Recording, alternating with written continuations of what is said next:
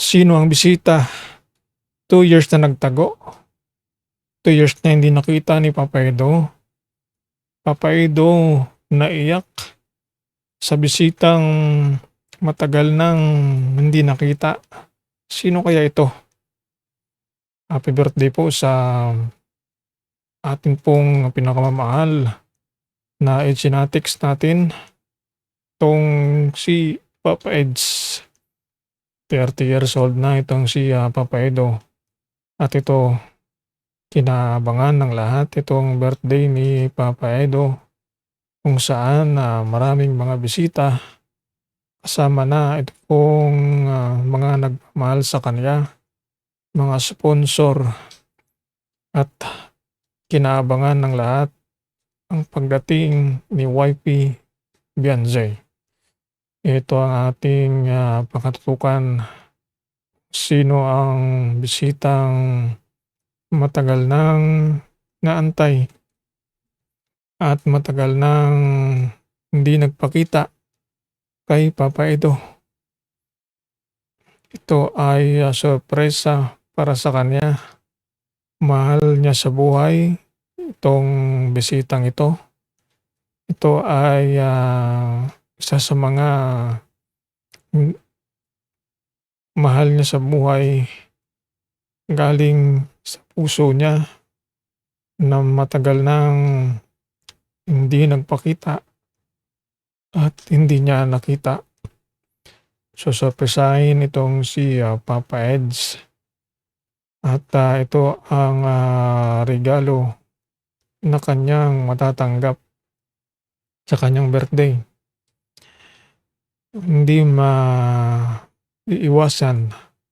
na maluwa kung ganito lamang ang sitwasyon na matagal nang mahal mong sa buhay ay nagpakita at nagparamdam sa'yo sa special mong kaarawan. Sa birthday mo mismo ay pumunta. Itong mahal mo sa buhay ay lalong nakakaiyak talaga at hindi mo talaga mapipigilan itong luha sa iyong mga mata kung ito ay mangyari talaga sa'yo. Kahit sino man ay maging emosyonal sa ganitong sitwasyon. Itong balita-balita na hindi pagdalo ni Beyonce ay malabo na hindi mangyari ito. Dahil ang si Beyonce naman ay alam natin na sulit yan. Hindi yan iiwan si Papa Eds. At wala namang hadlang. Marami namang susundo. Marami namang mag-aatid sa venue para maka-attend. Kaya walang rason kung bakit hindi maka-attend si Beyonce. Ay ito may isa namang pakulo lamang o kaya ay mga sinasabi lang ito para ma-excite itong mga Edgenatics, tayong lahat ng mga viewers dito sa birthday ni Papa Eds. Dahil dito na ipapakita itong pagmamahala ng dalawa at dito na rin ahayag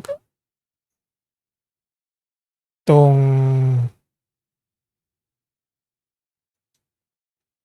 pag-ibigan ng dalawa. Kaya ito ang ating pakatutukan, ang birthday Papa Edo. Sa sunod nating update, mga regalo at mga bisita. Ang bisitang matagal nang naantay at matagal nang hindi nagpakita kay Papa Edo. Ito ay sorpresa para sa kanya. Mahal niya sa buhay itong bisitang ito. Ito ay isa sa mga Hmm, mahal niya sa buhay, galing sa puso niya na matagal nang hindi nagpakita at hindi niya nakita.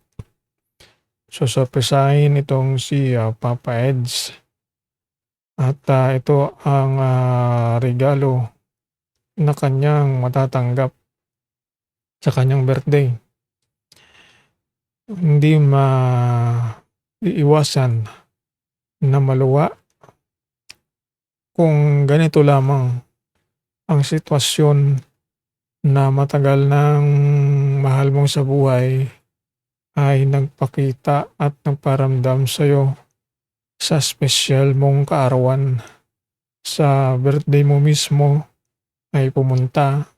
Itong mahal mo sa buhay ay lalong nakakaiyak talaga at hindi mo talaga mapipigilan itong luha sa iyong mga mata kung ito ay, mangyari talaga sa'yo. Kahit sino man ay, maging emosyonal sa ganitong sitwasyon. Itong balita-balita na hindi pagdalo ni Beyonce ay, malabo na hindi mangyari ito dahil, ang si Beyonce naman ay, alam natin na solid 'yan, hindi yan iiwan si Papa Eds at, wala namang hadlang. Marami namang susundo, marami namang mag-aatid sa venue para maka-attend. Kaya walang rason kung bakit hindi maka-attend si Beyonce. Ay ito may isa namang pakulo lamang o kaya ay, mga sinasabi lang ito para ma-excite itong, mga Xenatics tayong lahat ng mga viewers dito sa birthday ni Papa Eds. Dahil dito na ipapakita itong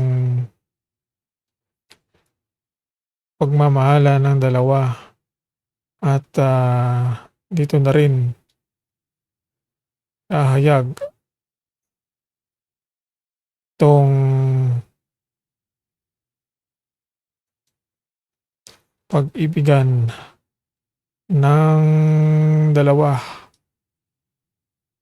Kaya ito ang ating, pangatutukan, ang birthday, Papa Edo sa sunod nating update, mga regalo at mga bisita.